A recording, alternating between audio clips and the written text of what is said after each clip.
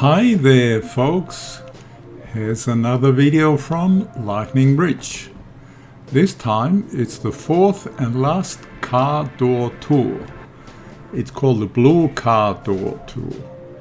It takes you along Gem Street in Lightning Bridge until it changes to Wooloroo Road, where we spot the first blue car door. This is a third Opal Mine suburb in Lightning Ridge. As you may have noticed, there are people living in these areas. They rent a piece of land which covers around 50 by 50 meters for 20 years. This allows them to mine the land for opal with their own resources.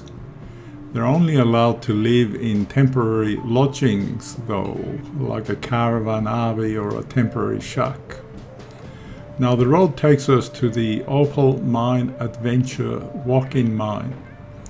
It was dug out by hand in the 1960s and is the first tourist attraction in Lightning Ridge. You can access the mine, but they also have an opal fossicking area where you can try your own luck in finding opals.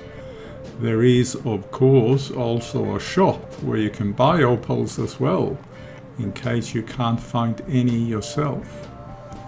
As we have already visited the chambers of the Black Hand mine, plus we did a bit of our own fossicking for sapphires and rubies, as you can see in video 699, we decided not to visit the mine this time.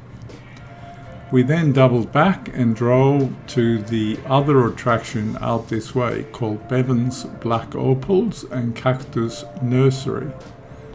Apart from an opal shop, you can see the largest collection of cacti in the southern hemisphere. Many are over 100 years old and the oldest is about 150 years old. They only have around 2,500 species of cacti, so if you're into cactus, be prepared. We once again decided not to visit it this time.